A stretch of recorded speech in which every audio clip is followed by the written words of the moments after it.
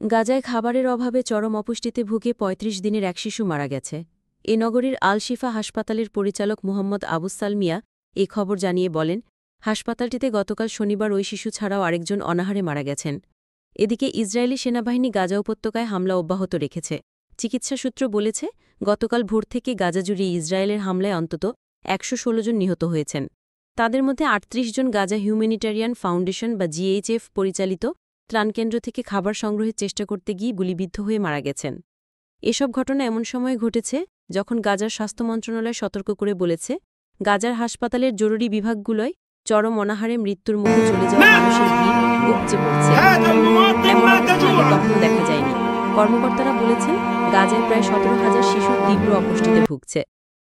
গাজার ফিলিস্তিনি স্বাধীনতাকামী সংগঠন হামাসকে চাপে ফেলতে ভূখণ্ডটিতে ত্রাণ প্রবেশে বাধা দিচ্ছে ইসরায়েল। সেখানে ত্রাণের সন্ধানে বের হওয়া মানুষের উপর গুলি চালাচ্ছে ইসরায়েলি বাহিনী। যুক্তরাষ্ট্র ও ইসরায়েল সমর্থিত একটি সংগঠনে ত্রাণ বিতরণ কেন্দ্রকে মৃত্যুকূপ বলে বর্ণনা করছেন মানবাধিকার সংস্থাগুলো। ত্রাণ সংগ্রহ করতে গিয়ে ইসরায়েলি সৈন্যদের গুলিতে আহত এক শিশুকে হাসপাতালে আনা হচ্ছে। ফাইল ছবি, রয়টার্স।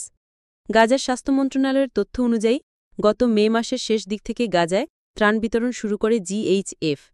তখন থেকে সংস্থাটির বিতরণ কেন্দ্রে ত্রাণ নিতে যাওয়া ক্ষুধার্ত ফিলিস্তিনিদের উপর ইসরায়েলি বাহিনী ও জিএইচএফের ভাড়াটে সেনাদের গুলিতে প্রায় ৯০০ মানুষ নিহত হয়েছেন। যুক্তরাষ্ট্র ও ইসরায়েল সমর্থিত এই সংগঠনটি গাজায় ৪টি ত্রাণকেন্দ্র চালু করেছে।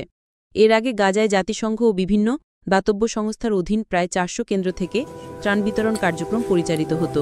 জিএইচএফের ত্রাণকেন্দ্রগুলোকে এখন ঝুঁকিপূর্ণ এলাকা হিসেবে বিবেচনা করা হচ্ছে।